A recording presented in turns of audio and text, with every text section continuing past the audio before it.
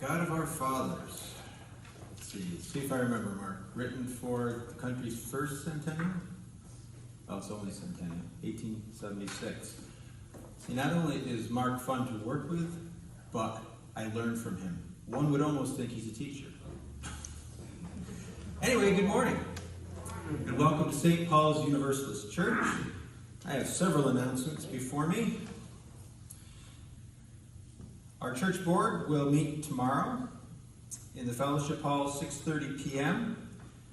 And our broker, Amy Milnicki, will be present to discuss our finances. A reminder that food pantry collection will be next Sunday, the third Sunday. We are, with the pandemic, there's always a need for it, but especially this time of year, families are hard hit. Please keep them in your thoughts and give what you can. And this is from our friend Teal.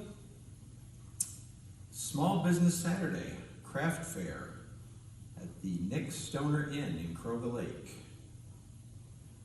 Is that the one with the statue by the golf course? Yes. Right off of 10? 29A. November 27th, 11 to 4. So,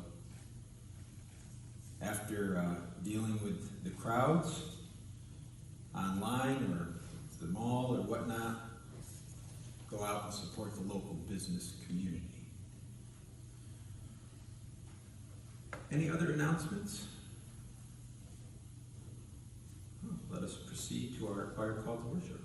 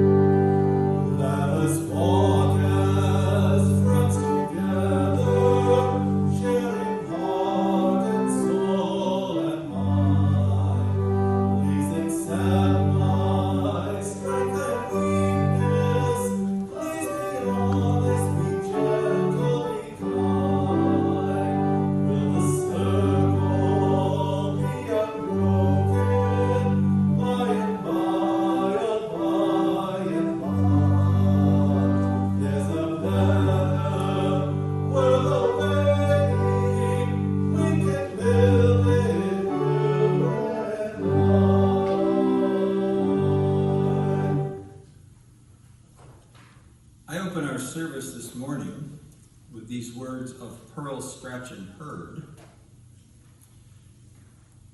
who said, "Handle them carefully, for words have more power than atom bombs." I welcome you to our Sunday service, our opportunity to come together on our shared spiritual journeys. We come from all the places of our separate lives to this hour. From love and grief, hope and worry, solitude and activity, to seek renewal and to find celebration. Lifting a cloud of daily concerns, pleasures and pains, we pause to give thanks, to feel wonder, and to experience the privilege of living.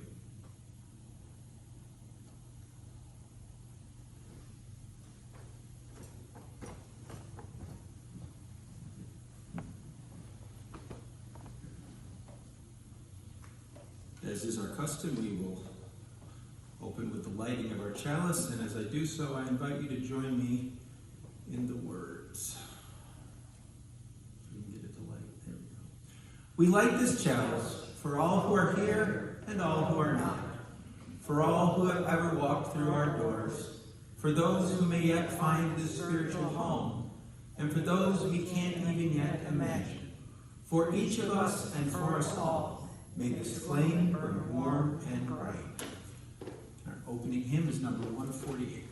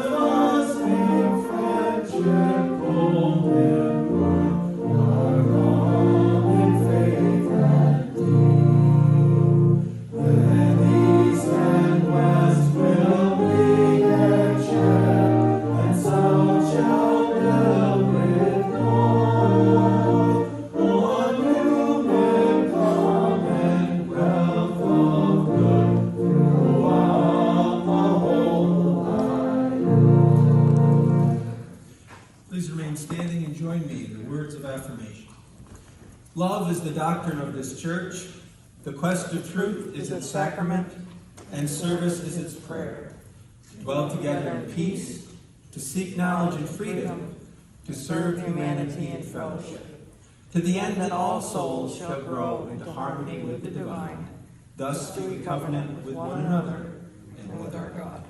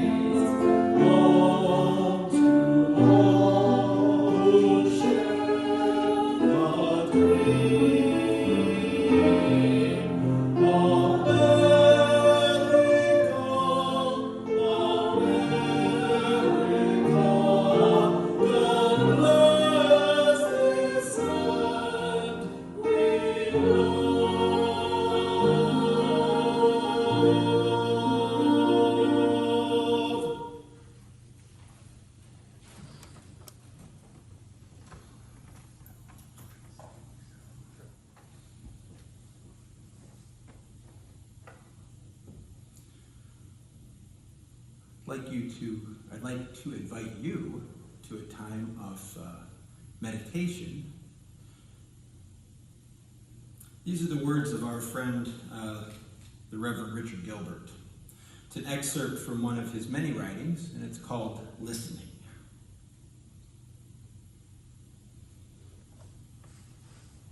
Listen. This is a noisy world. We are a verbal group. We are all good at talking. We string endless numbers of words together. By my own calculations, I have probably uttered well over 10 million words from the pulpit over the past 45 years, and that is a conservative estimate. Does the quality of the message vary in inverse proportion to the number of words uttered? Listening, the lost art, the gentle art. In my wiser moments, I know that one half of language is to listen. While I spend much of my time talking, I also do a fair amount of listening. It is hard to say which is of greater value. I do know that greater discipline is required to listen than to talk. To speak comes naturally for most of us. It is our default mode. We speak at the drop of a hint that there is someone who will listen. Life speaks to be heard, says the poet. Sound is a living thing. There is no sound, no language, no music without the listening ear. Without silence between notes, there would be no music. I know what discipline listening requires. For even when I am listening to another, I am often distracted, thinking ahead to what brilliant thing I am going to say in response. Listening, then, has a spiritual dimension. It suggests that I am not the center of the cosmos. but rather one source of words among others. It implies that I have no monopoly on wisdom, that true wisdom may be found in listening. Listen. Listen to what others have to say. There is wisdom in all you meet. Listen to the sounds of nature. It speaks and sings and makes music for those who pay attention. Listen. Listen to the impulses of your spirit. Take time to hear your inner yearnings. That still, small voice drowned in the raucous shout. Listen. This is a noisy world. Perhaps this year we will listen. Let us now share a moment of silence where we listen to the wisdom of our hearts and minds.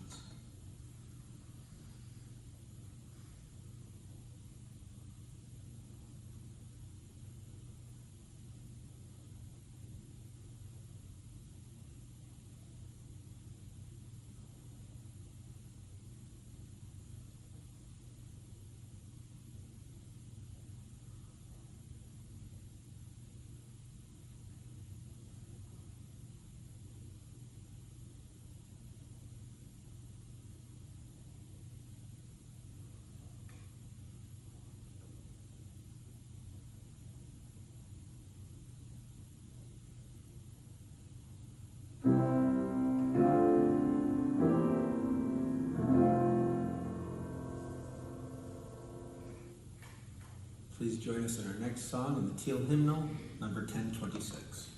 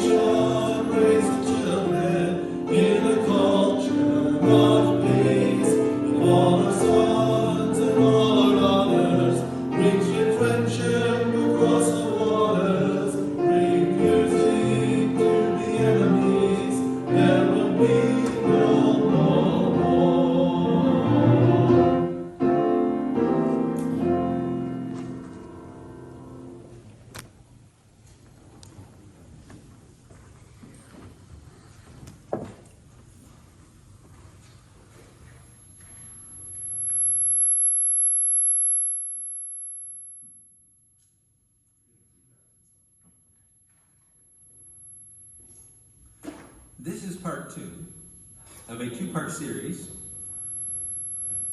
on the power of memory and thoughts. Last week, I talked about memories. This week, I'd like to talk about the power of thoughts, specifically the power of words, the verbal expression of thoughts.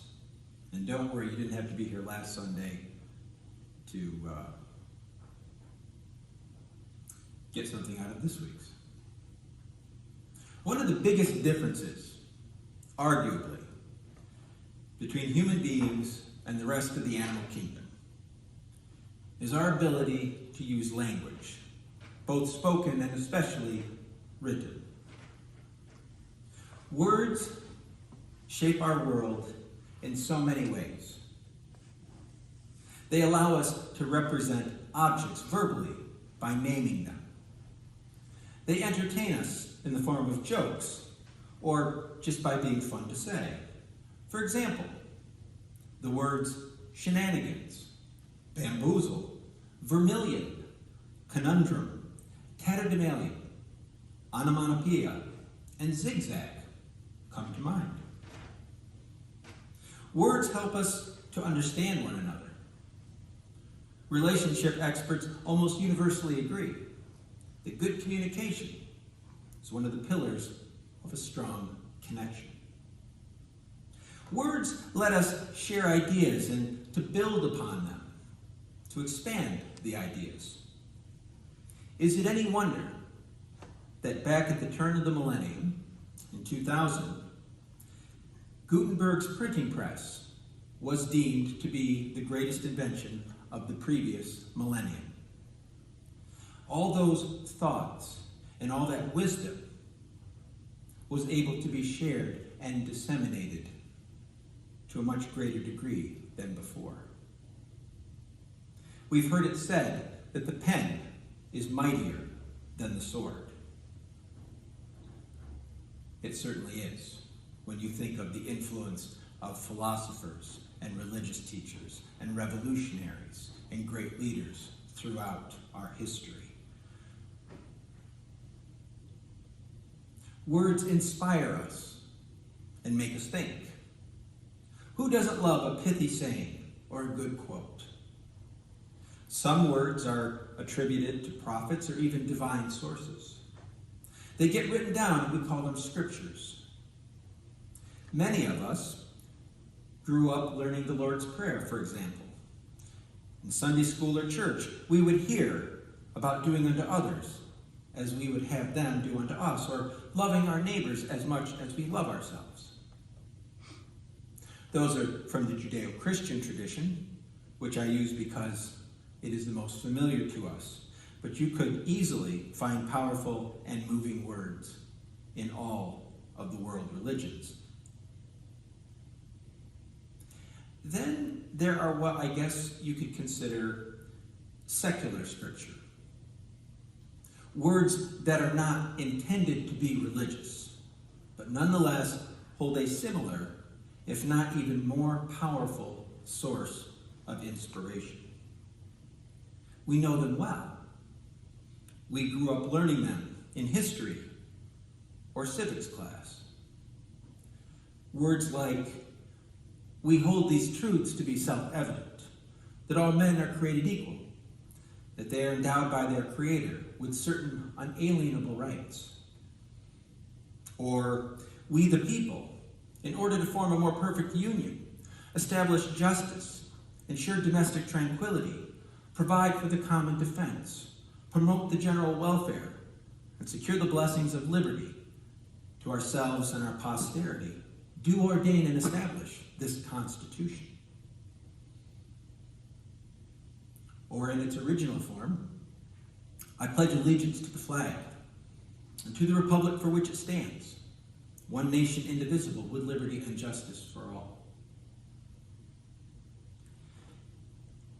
These are good words, inspiring words, powerful words. Men and women over the ages have fought, some have died for those words, inspired by those words, to promote the values of those words. But they are empty words without action and belief to go with them. We are the ones who must give them meaning. How we treat people and otherwise demonstrate our faith. How we live up to the ideals of freedom, equality, and democracy that form our republic. All of it rings hollow unless we work to make them a reality. Otherwise, the Bible is just a book. The Declaration of Independence and the Constitution are just sheets of old paper. And our flag is just a piece of cloth. We cannot have a society predicated on these ideals unless we choose and make a conscious effort to make it that way. And then there are other words, the ones we use when we think of ourselves, the stories that we tell ourselves. What are the words you speak when talking about yourself, especially in your own head? Do you build yourself up or tear yourself down? Are you self-affirming or self-destructive? Our thoughts and feelings shape our words, and our words shape us. You know, we are taught so much as children to speak kindly to others. And that is so very important. But we also need to remember to speak kindly of ourselves. Our tendency is to forget this or to dismiss it. It's selfishness to think of oneself. But consider this. Taking care of yourself is the foundation of being able to take care of others. If you can't take care of you, how are you possibly going to be able to take care of others? The late, great martial artist, Bruce Lee, once said, "Don't speak negatively about yourself, even as a joke. Words are energy and cast spells. That's why it's called spelling." It's an interesting way to look at it, but just like the spiritual and national ideals I spoke of, the words we tell ourselves have meaning and power if we ascribe it to them. And those words can shape us into who we are, to either our benefit or our detriment. Let me conclude by sharing these words by the author Betty Eadie. If we understood the power of our thoughts, we would guard them more closely. If we understood the awesome power of our words, we would prefer silence to almost anything negative. In our thoughts and words, we create our own weaknesses and our own strengths. Our limitations and joys begin in our hearts. We can always replace negative with positive. Turning a negative into a positive. It's a foundation of spiritual practice. It is desperately needed in our deeply divided nation. And it's a worthy goal in our personal lives. Words indeed have power. Use them with care. May it be so. Closing hymn is number 159.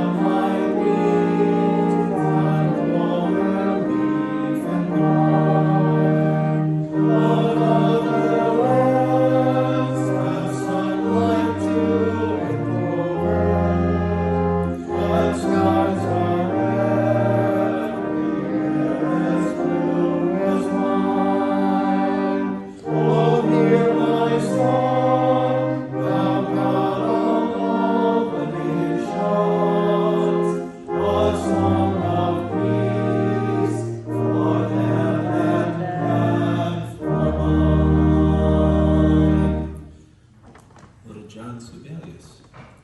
We have a radio in our kitchen, and when they play that section from Finlandia, I will spare all of you, but my wife might catch me stirring something and singing those words with it. Poor dog. Anyway, I close our service with the words of the Buddha.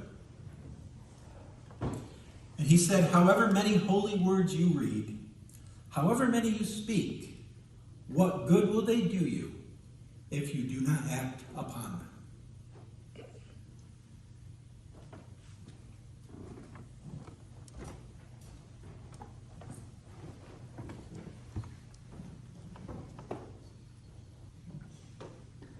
Please join me in the words as we extinguish the chalice. The flame is extinguished, but not our hope for the future, our courage in the face of crisis, or the love we share in all the world.